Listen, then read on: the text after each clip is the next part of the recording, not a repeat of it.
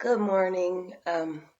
So I woke up last night. I had had this dream, and it was really strange. Luckily, I had my paper and pen next to me because if you don't write that stuff down, it disappears. But in my dream, it was like showing static electricity and how almost like a lightning bolt you get information, right? So I had bought this thing a long time ago, and this is perfect to explain like how like a shock.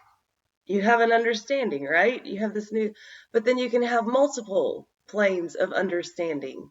And it also brought me to think about be very careful about what you're listening to, what you're eating, what you're consuming, who you're around.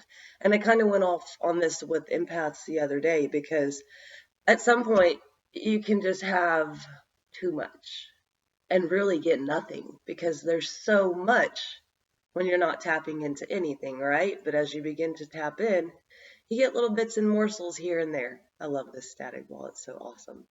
But anyways, it just was something that I know we all need to think about because everything carries an energy signature, even down to the food you eat. You know, if you're eating only a lot of meat, there that's dead cells, whereas if you're eating fruits and vegetables, that's that living energy, the things that begin to bring you more in balance with Mother Nature and Mother Earth and so above, so below, you start getting more alignment. And I'm not dogging on anybody who eats meat. I still eat meat. Um, Very seldom because it does not like me. After we moved to South America for a year and came back, I don't know what happened, but my body was like, no, you can't have that. But of course, things are way different over there. So it also depends on how things are raised, and it's almost like when I lived with the Hopi Indians, my babies were in diapers at that time. But they treated everything that they killed as very sacred. They even did rituals to be able to not hurt that spirit in any way and ask permission to consume it, So like I said, it's a matter of what you're putting in your body, what you're thinking, what you're listening to. And a lot of people even say, oh, music doesn't affect you. Everything affects you. It's like I remember in fifth grade, we had to learn about,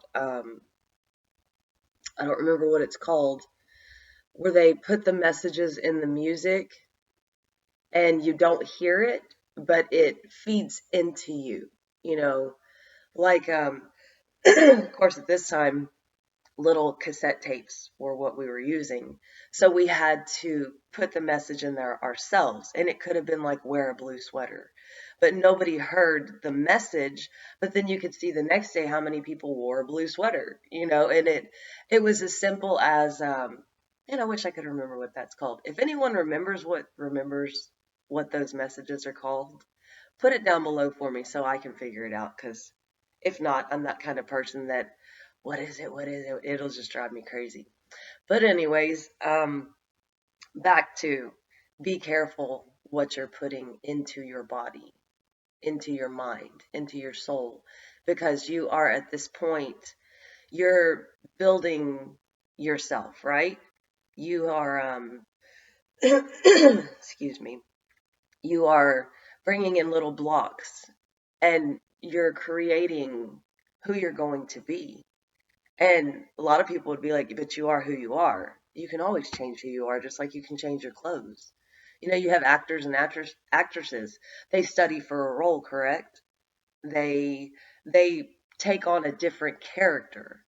That's why I've always told my kids dress for success. Because the way you dress is who you're telling the world you're going to be or you are.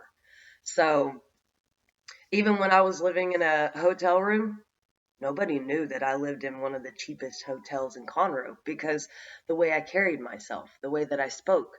And just, it wasn't me lying to anybody, but really, who needs to know my personal life?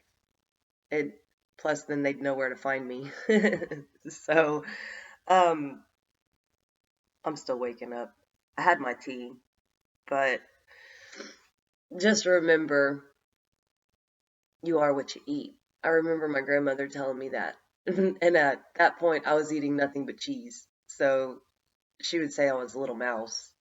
And then I was so hyper, so I was a worm on a hot skillet. So it's, I don't know why those things just popped in my head. I guess I haven't thought about those things in a while. And I miss my grandmother because she was very, very wise. So, I just want everybody to hopefully understand what I'm saying. I know it's not that difficult to understand, but just know you can make the choice of if you want to build yourself up or if you want to continually tear yourself down.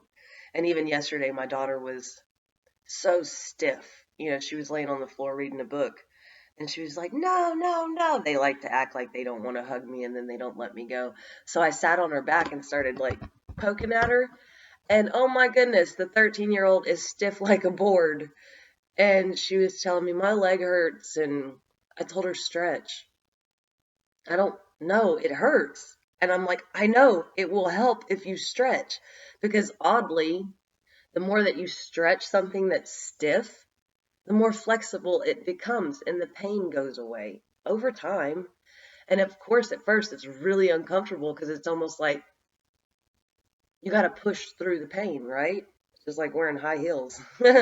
Beauty is pain. Shoot, I wore some high heels the other day and my feet went to going crazy, but I wore them for 12 hours. I said, screw that. I will never wear those again. But, beside the point, just remember that sometimes the opposite is going to help with the problem that you're facing. And I know once again that sounds asinine, but it is ass backwards. That's kind of how life works. If you keep going down the same path that you're going down, then essentially you're just going to keep feeling more and more of discomfort that you're already feeling. So I encourage you to try and make a change and also remember these small little things that sometimes you can get a thought like a bolt of lightning out of nowhere. But hopefully that was short enough and informative enough to kind of get a message across. And I will see you all later on. But for now, peace, love, and light. Bye bye.